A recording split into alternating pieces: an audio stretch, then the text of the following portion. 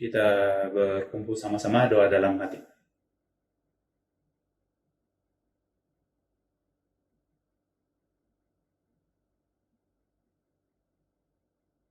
Haleluya, amin. Dalam nama Tuhan Yesus Kristus, memulakan kebaktian persediaan Sabat pada malam ini. Pertama-tama mari kita sama-sama menaikkan pujian Kidung bilangan 261. Kidung 261.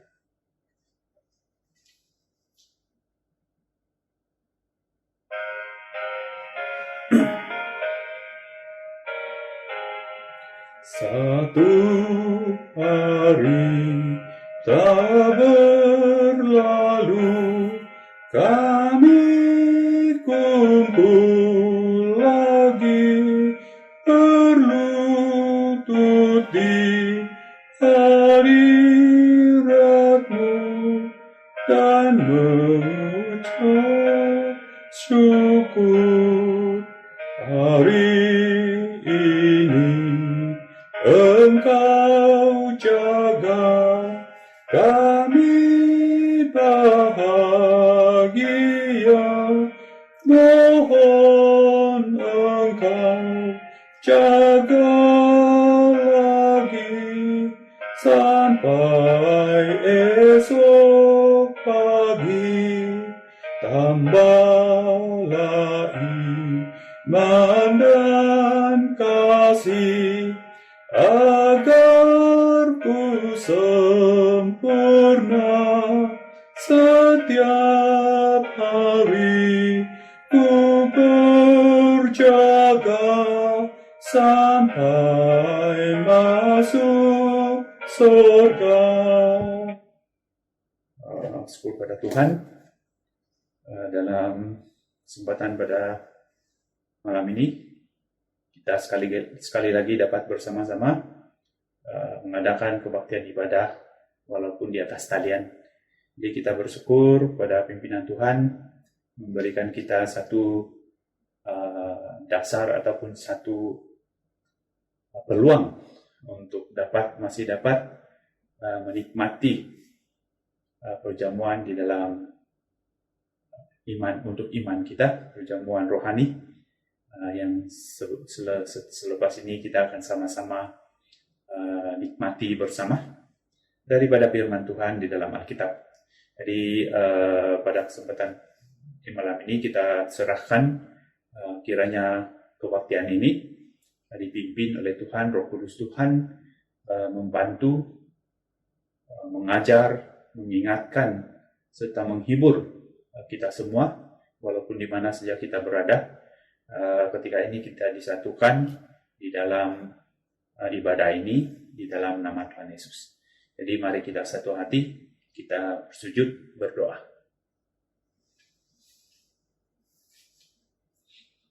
Dalam nama Tuhan Yesus Kristus memanjatkan doa. Haleluya, haleluya, haleluya, haleluya, haleluya, haleluya. Haleluya, haleluya, haleluya. Haleluya, haleluya.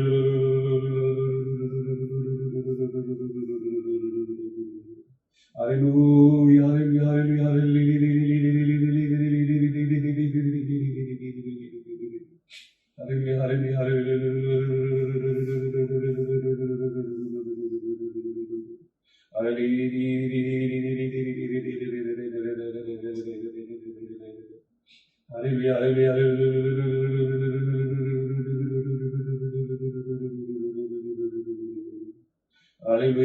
haleluya, haleluya, haleluya,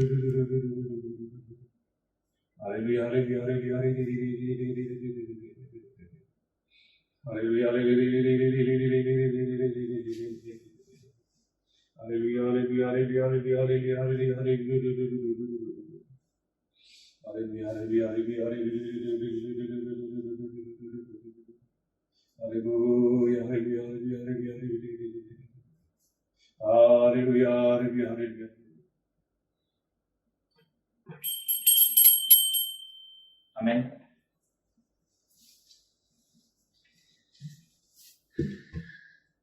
Ya, dalam nama Tuhan Yesus saya berbicara. Pertama, salam damai sejahtera buat saudara-saudari, kawan-kawan, para pendeta, diakon yang dikasih dalam Tuhan Yesus. Jadi bersyukur pada Tuhan hari ini berkesempatan untuk mengadakan kebaktian bersama saudara-saudari walaupun di atas talian. Di syukur pada Tuhan pada kesempatan di malam ini saya mengambil tajuk sebagai dorongan dan peringatan untuk kita bersama, yaitu contoh dari gereja awal, yaitu gereja zaman para rasul. Jadi contoh dari gereja awal, gereja zaman para rasul. Jadi di dalam kesempatan ini kita akan sama-sama untuk saling mendorong dan mengingatkan dari sudut dua perkara, yaitu kita mengambil beberapa contoh dari ciri-ciri ataupun kebiasaan kehidupan jemaat pada zaman para rasul, dan dari sana kita melihat pada zaman kita di ketika ini bagaimana kita boleh mengaplikasikan sebagai cara hidup kita jemaat di akhir zaman. Jadi pertama-tama mari kita melihat dari contoh kehidupan jemaat pada zaman para rasul. Jadi kita akan membincangkan beberapa perkara, melihat contoh dari mereka, kemudian kita membincangkan dari ciri-ciri mereka itu. Jadi yang pertama, mari kita lihat di dalam Kisah Para Rasul pasal 2 dari ayat 41 hingga ayat 47. Jadi Kisah Para Rasul pasal 2 ayat 41 hingga ayat 47. Kita baca, kita rujuk Kisah Para Rasul pasal 2 ayat 41. Jadi tajuk kepada perenggan ini adalah cara hidup jemaat yang pertama. Jadi mari kita sama-sama membaca dalam nama Tuhan Yesus, membaca Alkitab, Kisah Para Rasul pasal 2 ayat 41. Orang-orang yang menerima perkataannya itu memberi diri dibaptis, dan pada hari itu jumlah mereka bertambah kira-kira 3.000 jiwa, 42. Mereka bertekun di dalam pengajaran rasul-rasul dan dalam persekutuan, dan mereka selalu berkumpul untuk memecah roti dan berdoa. Ayat 43. Maka ketakutanlah mereka semua, sedang rasul-rasul itu mengadakan banyak mukjizat dan tanda. Ayat 44. Dan semua orang yang telah menjadi percaya tetap bersatu, dan segala kepunyaan mereka adalah kepunyaan bersama. Ayat 45. Dan selalu ada dari mereka yang menjual harta miliknya, lalu membagi-bagikannya kepada semua orang sesuai dengan keperluan masing-masing. 46. Dengan bertekun dan dengan sehati mereka berkumpul tiap-tiap hari dalam bait Allah. Mereka memecahkan roti di rumah masing-masing dengan gembira dan dengan tulus hati. Ayat 47. Sambil memuji Tuhan, dan mereka disukai semua orang, dan tiap-tiap hari Tuhan menambah jumlah mereka dengan orang yang diselamatkan. Jadi bersyukur kepada Tuhan. Kita lihat juga di dalam Kisah Para Rasul pasal 4 dari ayat 32 hingga ayat 35. Kisah Para Rasul pasal 4 ayat 32 ayat 32. Adapun kumpulan orang yang telah percaya itu, mereka sehati dan sejiwa, dan tidak seorang pun yang berkata bahwa sesuatu dari kepunyaannya adalah miliknya sendiri, tetapi segala sesuatu adalah kepunyaan mereka bersama. Ayat 33. Dan dengan kuasa yang besar rasul-rasul memberi kesaksian tentang kebangkitan Tuhan Yesus, dan mereka semua hidup dalam kasih karunia yang melimpah-limpah. Ayat 34. Sebab tidak ada seorang pun yang berkekurangan di antara mereka, karena semua orang yang mempunyai tanah atau rumah menjual kepunyaannya itu, dan hasil penjualan itu mereka bawa. Ayat 35. Dan mereka letakkan di depan kaki rasul-rasul, lalu dibagi-bagikannya kepada orang sesuai dengan keperluan. Syukur kepada Tuhan. Jadi di dalam dua perenggan ini kita melihat kedua-dua perenggan ini diberikan tajuk yang sama, yaitu cara hidup jemaat yang pertama dan cara hidup jemaat. Jadi ini memberikan kita pengenalan yang jelas dan tidak perlu dijelaskan lebih lanjut. Jadi saudara-saudari, di sini dari dua perenggan ini saya ingin membawa saudara-saudari untuk melihat contoh atau ciri-ciri kehidupan, ciri-ciri kehidupan ibadah, ciri-ciri kehidupan pemeliharaan kepercayaan iman mereka pada zaman mereka. Jadi yang pertama saya mengambil hal yang pertama untuk kita bincangkan, yaitu pada ketika itu pekerjaan para rasul ataupun pekerjaan pelayanan mereka dari sudut penginjilan dan juga pengenalan kepada orang-orang yang belum percaya itu sangat berkesan, sangat ajaib. Kan di sini kita membaca beribu-ribu orang dibaptis dalam satu masa. Jadi pada hari ini jika kita melihat keadaan kita dari sudut penginjilan kita, walaupun kita mengadakan penginjilan secara besar-besaran, penginjilan secara seluruh zone,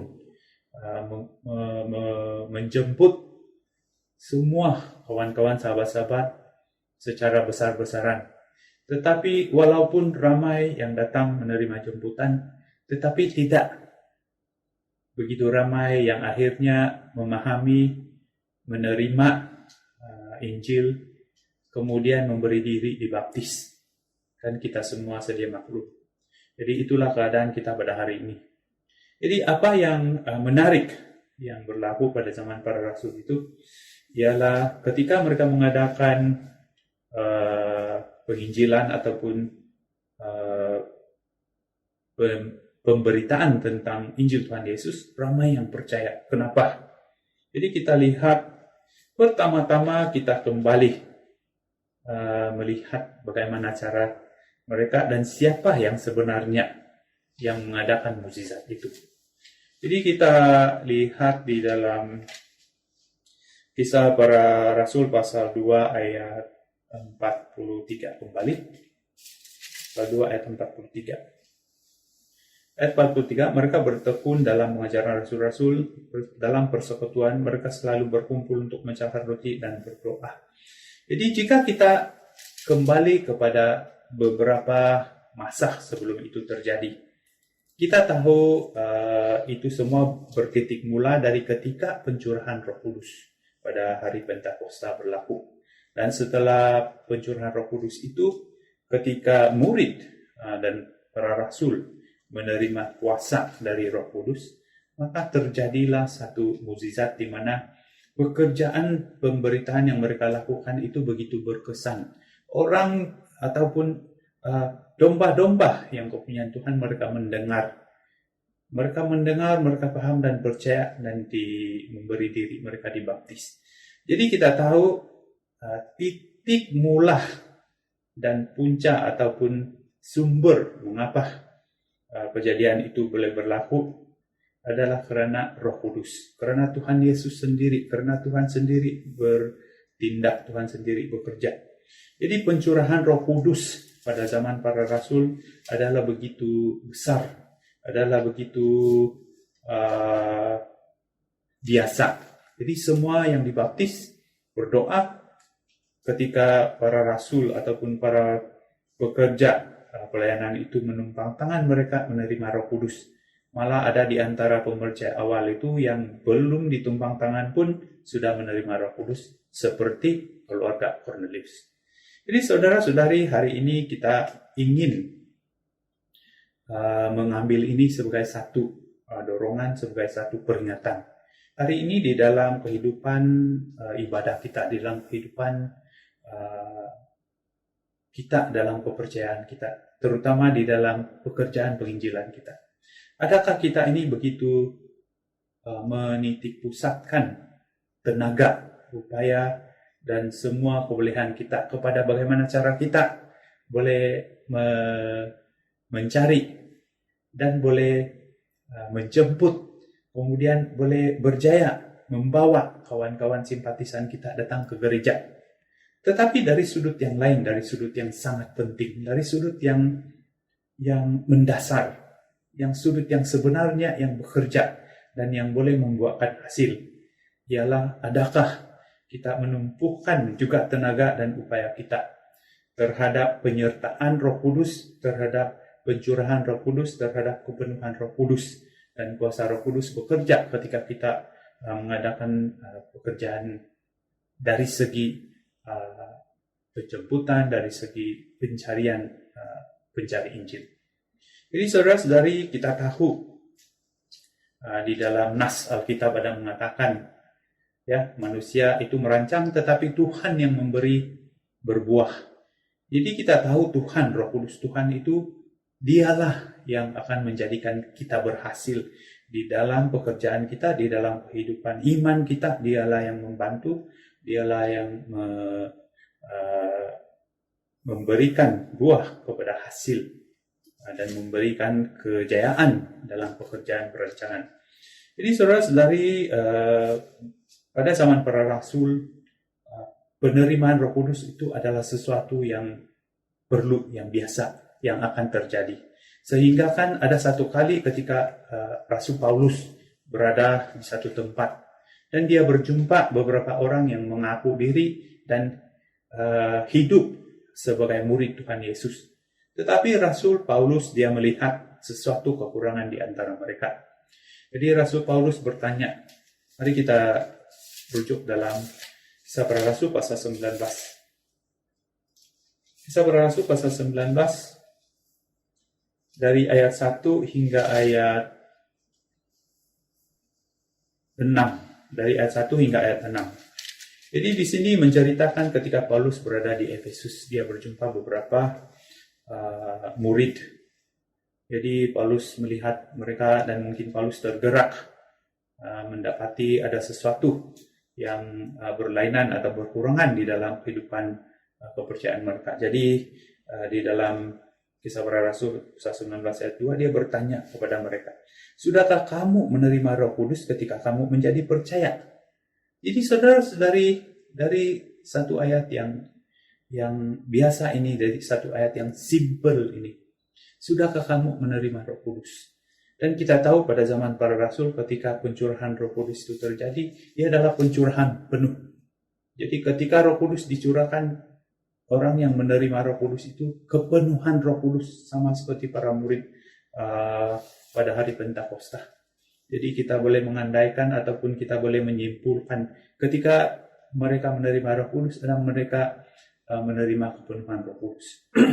Jadi saudara-saudari, pada hari ini inilah sesuatu yang menjadi satu peringatan yang utama bagi kita, yaitu kita harus berusaha, kita harus menambahkan usaha kita supaya di dalam kehidupan ibadah kita, di dalam kehidupan kepercayaan kita, dalam iman kita harus berusaha untuk mendoakan pencurahan Roh Kudus terjadi sama seperti pada zaman para rasul, terjadi sama seperti pada masa penginjilan pelayanan para rasul, terjadi seperti pada masa penginjilan pelayanan Rasul Petrus, terjadi seperti ketika pelayanan Penatua Yohanes.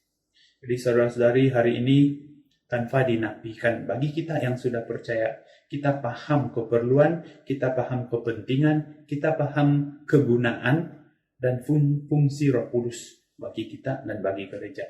Jadi hari ini menjadi tanggung jawab kita untuk memastikan dalam iman kepercayaan kita ini mengutamakan doa supaya kita ini memohon kepenuhan Roh Kudus, supaya kini memohon supaya Tuhan mencurahkan Roh Kudus kepada pencari Injil, mencurahkan Roh Kudus kepada rekan seiman kita yang belum lagi menerima Roh Kudus, karena sesuatu yang penting, adalah sesuatu yang utama. Jadi saudara-saudari, hal pertama yang kita lihat, yang kita ingin pelajari daripada kehidupan jemaat pada zaman para rasul ini adalah supaya kita ini mendoakan, kita ini ada usaha memohon Tuhan mencurahkan pencurahan Roh Kudus, kepenuhan Roh Kudus kepada kita semua dan kepada yang memberi penolong dalam pekerjaan penginjilan kita. Jadi Roh Kudus ini dia akan menguatkan kita, menguatkan jemaat.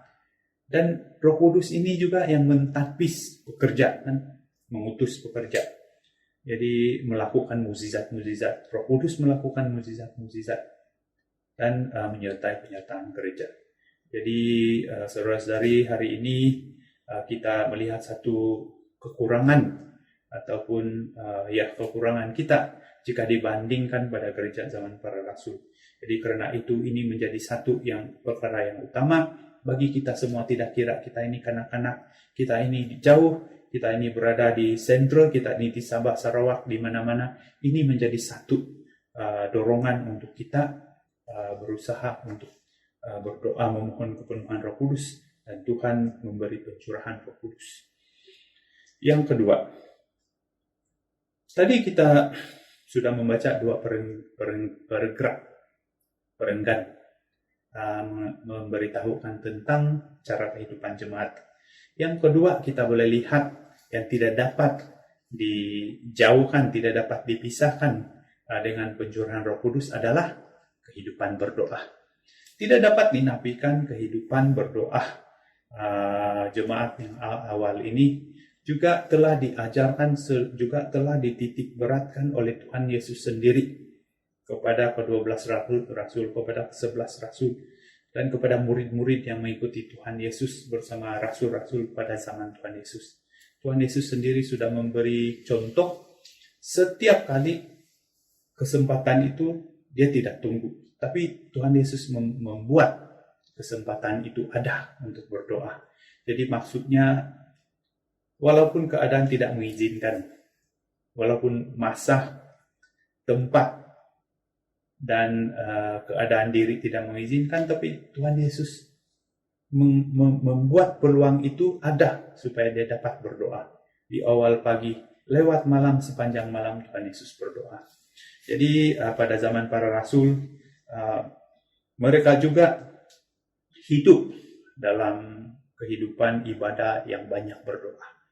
Jadi kita tahu beberapa kejadian pada zaman para rasul menunjukkan kita kehidupan mereka itu kehidupan yang berdoa. Kita lihat di dalam, kembali kepada Kisah Rasul pasal 2 ayat 42 tadi. Kisah Rasul pasal 2 ayat 42 di kalimat yang terakhir, dan mereka selalu berkumpul untuk memecahkan roti dan berdoa. Mereka selalu berdoa. Jadi mereka ini siapa? Kita baca ayat 40 dari ayat 41 tadi itu, orang-orang yang menerima perkataannya itu memberi diri dibaptis, dan pada hari itu jumlah mereka bertambah kira-kira 3.000 jiwa. Jadi mereka ini termasuk murid-murid awal, termasuk rasul-rasul, mereka sama-sama berdoa. Jadi kita juga dapat melihat di dalam kehidupan individu, mereka juga sering berdoa seperti para rasul. Kita lihat Kisah Para Rasul pasal 3 ayat 1. Di sini memberitahu kita tentang Petrus dan Yohanes. Jadi mereka memelihara kehidupan berdoa secara individu, secara jemaat berkumpulan, mereka berdoa. Saudara-saudari yang dikasihi Tuhan Yesus, kita sebenarnya begitu bersyukur di dalam keadaan kita ketika kita ini dikawal di dalam PKP, kan? Kita tidak boleh meninggalkan rumah, tidak boleh suka-suka pergi keluar merayau-rayau, dan juga pada masa-masa, pada jam-jam tertentu kita terpaksa hanya berada di dalam rumah. Tetapi kita bersyukur karena disebabkan keadaan ini dan disebabkan pengaturan daripada pihak gereja, kita ada peluang untuk dapat mengadakan mezbah keluarga. Dari hari Ahad sampai kepada hari Kamis, kita ada mezbah keluarga. Hari Jumat, seperti pada hari ini, kita ada kebaktian, persediaan Sabat. Dan hari Sabat kita ada sesi-sesi. Kita ada sesi yang dari GS Sabah. Kita ada sesi yang dari GS Semenanjung. Dan mungkin di gereja tempatan kita ada sesi-sesi lain seperti kebaktian belia dan sebagainya. Jadi kita bersyukur. Walaupun untuk kehidupan jasmani kita tidak dapat lagi secara bebas melakukan perkara-perkara yang kita rasa kita ingin lakukan. Tetapi kali ini, keadaan ini membuatkan kita lebih banyak peluang untuk mengadakan, untuk memperbaiki ibadah kita. Jadi kita ada sesi doa, kita ada sesi kebaktian, kita ada perkongsian firman. Kan? Sebelum dalam mezbah keluarga ada perkongsian firman sebelum doa. Jadi saya merasakan perkongsian firman itu sebenarnya sesuatu yang sangat baik. Jadi dari setiap perkongsian firman, setelah beberapa hari kita sudah belajar beberapa mazmur. Jadi sebelum ini kita melihat mazmur itu, kebanyakan kita melihat dan pengertian kita hanya begitu-begitu saja. Tetapi setelah perkongsian daripada pendeta kita, membuatkan kita, kini kita lebih memahami mengapa mazmur itu ditulis, mengapa mazmur itu dan untuk apa dan bagaimana kebaikannya untuk kita. Jadi saudara-saudari, hari ini kebaktian doa. Jadi kita paham kebaikan berdoa bersama-sama. Jadi kita juga sudah melihat dari contoh pada zaman para rasul ini, mereka berdoa bersama-sama. Mereka juga memelihara masa-masa doa, walaupun secara individu, seperti Rasul Petrus dan Yohanes. Mereka pergi ke bait suci pada masa-masa yang ditetapkan untuk doa. Jadi saudara-saudari, kita pun pada hari ini, kita mempunyai masa-masa doa. Kan yang ditetapkan oleh GA, yang ditetapkan oleh gereja, kita ada masa-masa berdoa bersama. Jadi saudara-saudari, marilah kita pergunakan keadaan di dalam ketidakselesaan yang terjadi hari ini menjadi satu perkara yang memperbaiki kehidupan doa kita. Mungkin dahulu kita berdoa juga. Tetapi kali ini kita sekeluarga sama-sama mengambil bahagian dalam mezbah keluarga, kemudian sama-sama berdoa selepas itu. Jadi satu keluarga berdoa bersama-sama. Dan juga kita ada di dalam masa doa yang ditentukan itu adalah masa doa seluruh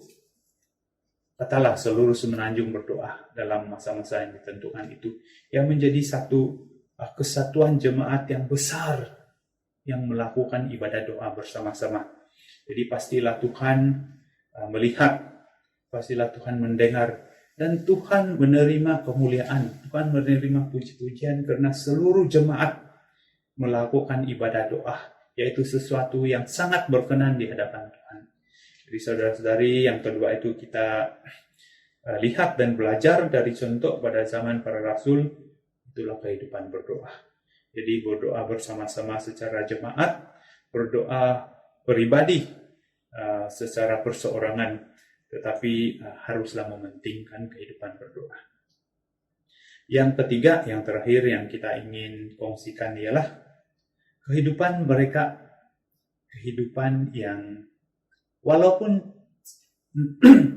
ramai yang serba kekurangan, tetapi akhirnya mereka tidak kekurangan, malah mereka semuanya mempunyai keseimbangan. Maksudnya kehidupan mereka tiada yang terlalu teruk, tiada yang terlalu kaya. Kenapa? Jadi yang ketiga ini kita melihat dan belajar dari mereka kehidupan yang murah hati, memberikan pemberian-pemberian dan persembahan kepada pihak gereja untuk digunakan sesama jemaat. Kita kembali ke Kisah Para Rasul pasal 4. Kisah Para Rasul pasal 4 ayat 32.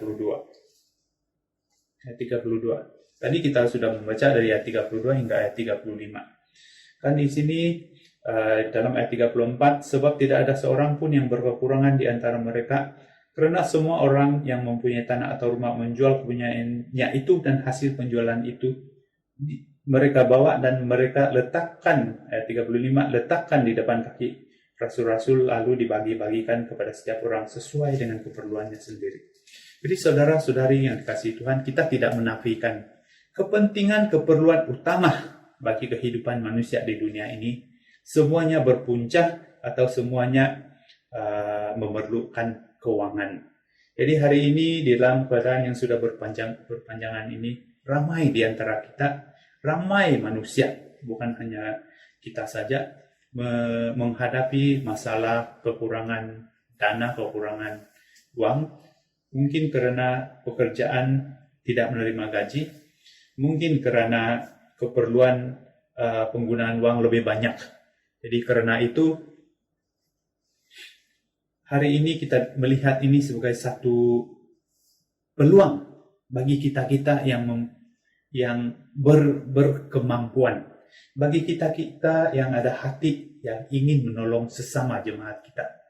Jadi kita melihat dan ingin mencontohi kehidupan jemaat pada zaman para rasul, itu mereka memberikan persembahan mereka, pemberian mereka kepada gereja, supaya gereja boleh mengatur untuk membagi-bagikan kepada mereka-mereka yang memerlukan. Saya pasti di dalam keadaan kita secara umumnya pada masa ini, ramai kita semua sebenarnya memerlukan.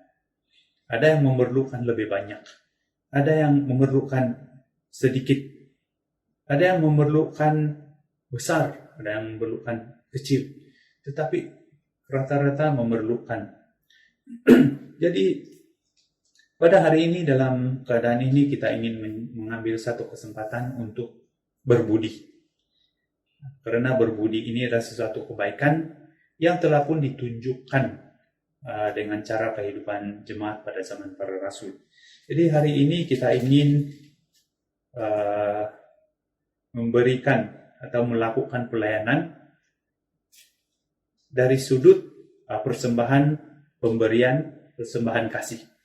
Ya, kita lihat di 2 Korintus pasal 8.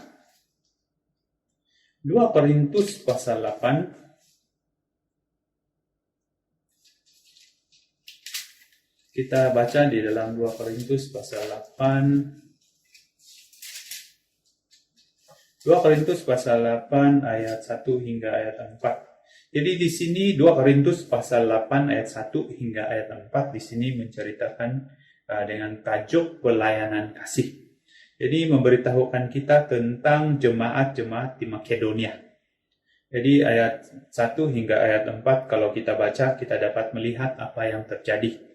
Jadi ayat 2 memberitahu kita jemaat-jemaat di Makedonia ini walaupun mereka berada di dalam keadaan yang tidak baik juga. Walaupun mereka pun menghadapi penderitaan. Tetapi mereka ini sangat miskin, Paulus memberitahu. Namun mereka kaya di dalam kemurahan. Kenapa? Ayat 4 memberitahu kita, mereka ini rela, malah mereka mendesak Paulus untuk menerima pemberian kasih mereka, pelayanan kasih mereka. Dan Paulus sendiri melihat keadaan mereka, Paulus pun mengatakan bahwa sebenarnya mereka itu pun kekurangan. Tetapi karena hati mereka, karena kasih mereka itu, mereka ingin juga memberikan pelayanan seadanya. Namun bagi Paulus apa yang mereka lakukan itu sebenarnya lebih daripada apa yang mereka mampu. Jadi saudara-saudari kita ingin mencontohi, kita ingin mempunyai satu hati yang dipenuhi oleh kasih, bermula dari kasih Tuhan Yesus pada kita. Dan kasih itu merebak di dalam kita, dan kita ingin menjadi saluran kasih bagi sesama seiman kita. Kita lihat juga di dalam ayat yang seterusnya, mengapa kita harus, karena Paulus mengatakan di dalam 2 Korintus pasal 8 ayat 8, mengapa kita harus dan mengapa kita perlu mengambil peluang ini untuk melakukan pelayanan kasih. Ayat 8. 2 Korintus pasal 8 ayat 8. Paulus berkata, aku mengatakan hal itu bukan sebagai perintah, melainkan dengan menunjukkan usaha orang-orang lain untuk membantu aku mahu menguji keikhlasan kasih kamu. Jadi kita berkata, kita mengasihi Tuhan Yesus. Tuhan Yesus berkata, seluruh hukum terletak di dalam mengasihi Tuhan dan mengasihi sesama. Jadi kita mengatakan kita menuruti Tuhan Yesus, kita ada kasih. Jadi hari ini Paulus mengatakan ini adalah cara kita menunjukkan, cara kita menyatakan, ataupun cara kita melihat diri kita sendiri. Adakah kasih itu sudah bertaut di dalam hati kita? Adakah kasih yang dari Kristus, bermula dari Kristus itu kini ada di dalam hati kita? Dan seterusnya bagaimana kita ingin melakukan. Kita melihat bagaimana Paulus memberitahukan pada jemaat di Korintus. Di dalam surat kepada jemaat di Korintus. Kita lihat seterusnya 2 Korintus pasal 8 ayat 11 hingga ayat 12. 2 Korintus pasal 8 ayat 11 hingga ayat 12. Maka sekarang ayat 11, maka sekarang selesaikan jugalah pelaksanaan itu, hendaklah pelaksanaan itu sepadan dengan kerelaanmu, dan lakukanlah itu dengan apa yang ada padamu. Ayat 12. Sebab jika kamu rela untuk memberi, maka pemberianmu itu akan diterima. Kalau pemberianmu itu berdasarkan apa yang ada padamu, bukan berdasarkan apa yang tidak ada padamu.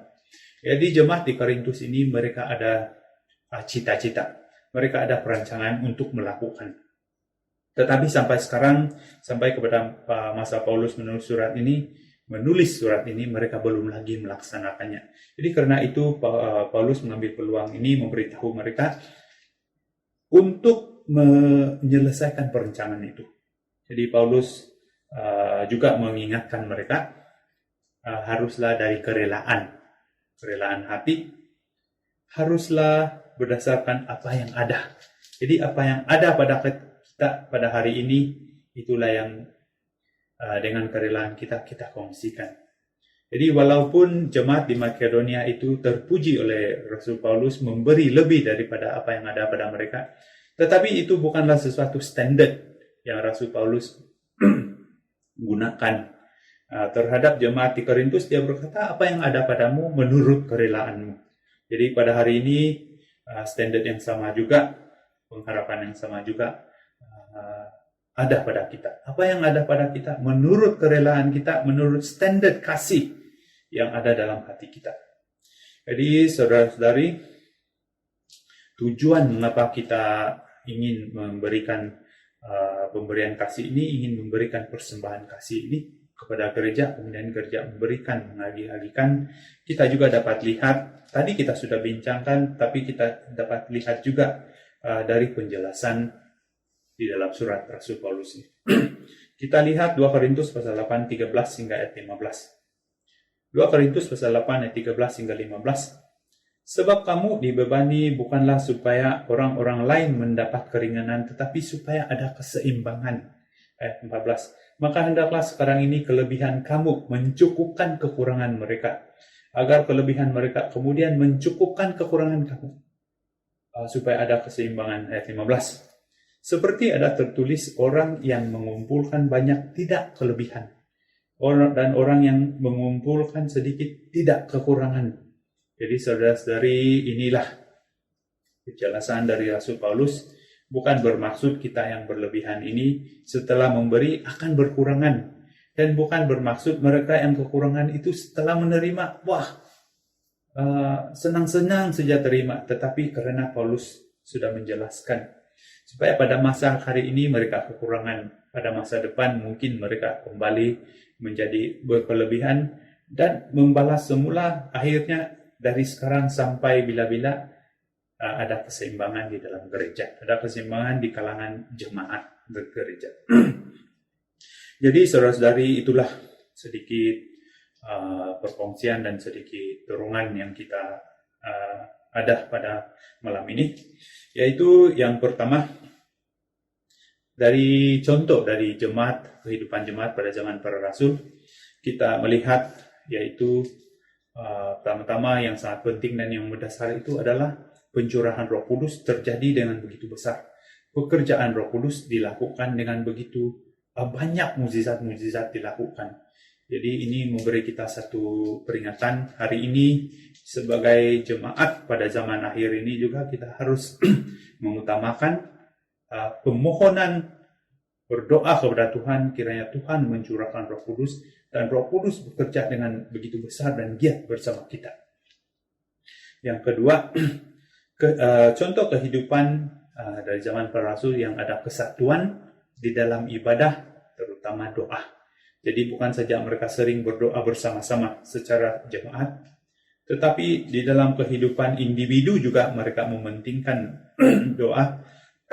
Seperti Rasul Paulus dan Yohanes, mereka tidak meninggalkan masa-masa doa. Jadi yang ketiga, persembahan pemberian kasih kepada gereja untuk ada keseimbangan di kalangan jemaat, seluruh jemaat pemercaya. Jadi saudara-saudari, kiranya ini menjadi satu dorongan bagi kita dan peringatan.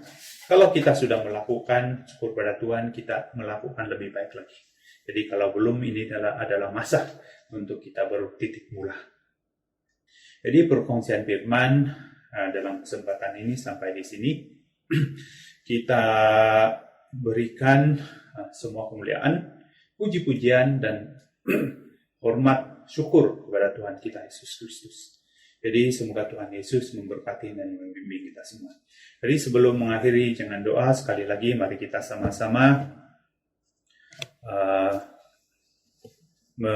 menaikkan kidung pujian, kidung 262. Kidung 262.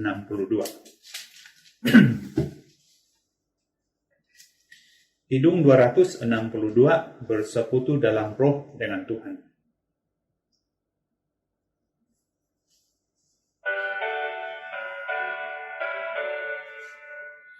Anak Tuhan duka berdoa, diangkat ke surga.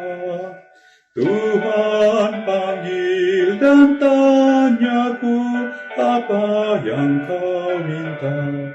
Ku jawab cemas meliput, oh Tuhan tolonglah. Ku mau cari kerajaan-Mu, beri kecukupan. Anak Tuhan sungguh berdoa, diangkat ke surga. Tuhan pegang dan tanyaku, apa yang kau minta? Ku jawab, dunia penuh dosa, oh Tuhan tolonglah. Ku mau lakukan firman-Mu, tak tercemar dunia. Anak Tuhan tekun berdoa, diangkat ke surga. Tuhan datang dan tanyaku, apa yang kau minta? Ku jawab, nafsu menggoda, oh Tuhan tolonglah. Ku mau melatih tubuhku, hasilkan buah roh. Anak Tuhan berdoa. Syukur pada Tuhan. Sekali lagi kita akan berdoa bersama-sama. Di dalam doa ini kita terus membantu doa seiman-seiman atau saudara-saudara kita, kawan-kawan kita yang sakit, yang memerlukan bantuan doa kita. Jadi walaupun kita tidak dapat saling mengunjungi, saling pergi untuk mendorong, tetapi kiranya Roh Kudus Tuhan memberikan damai sejahtera kepada mereka. Jadi kita juga terus mendoakan keadaan negara kita. Kiranya damai sejahtera Tuhan berikan kepada khususnya ataupun secara umumnya kepada seluruh masyarakat lah. Jadi kita tidak kira bangsa agama pun mempunyai kesukaran disebabkan keadaan ini. Jadi kita berdoa kiranya perancangan Tuhan ini selesai dengan cepat. Tuhan mendapat kemuliaannya, Tuhan mendapat puji-pujian. Jadi kita terus membantu doa juga pekerjaan-pekerjaan gereja. Buat masa ini banyak perkara yang tidak dapat dilakukan. Jadi sekali lagi di dalam doa kita memohon kiranya Tuhan bertindak, Roh Kudus Tuhan membantu agar pekerjaan-pekerjaan pelayanan dapat dilakukan. Jadi kita berdoa, kita mendoakan diri sendiri, kita mendoakan iman kita supaya ada iman yang sejati seperti iman jemaat awal, yaitu jemaat pada zaman para rasul. Jadi kiranya Tuhan Yesus memberkati kita semua. Mari kita sekarang dalam nama Tuhan Yesus Kristus sehati berdoa.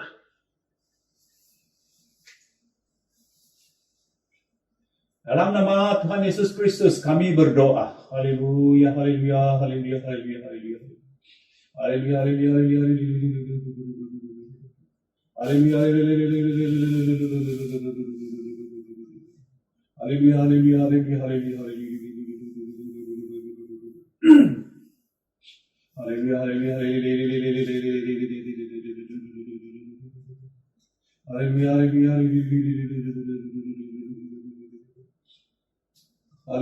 haleluya, haleluya, haleluya,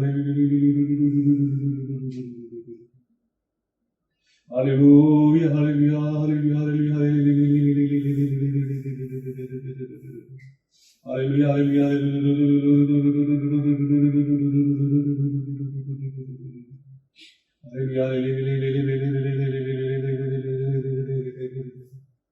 haleluya, haleluya, haleluya,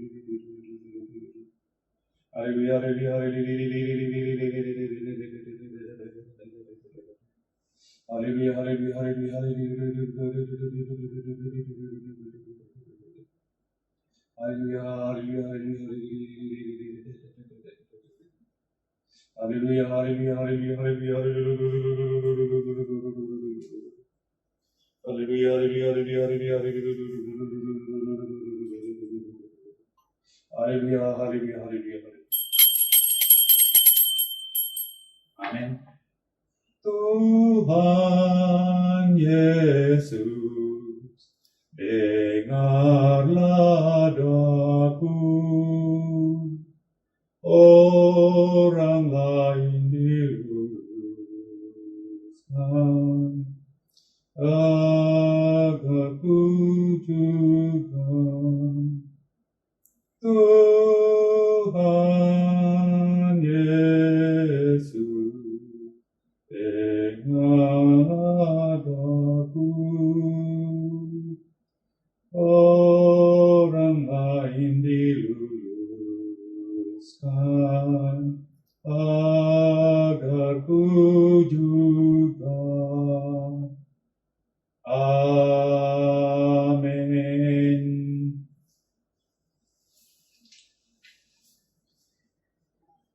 Syukur pada Tuhan Yesus, kebaktian persediaan sabat pada malam ini berakhir di sini. Tuhan Yesus memberkati. Haleluya.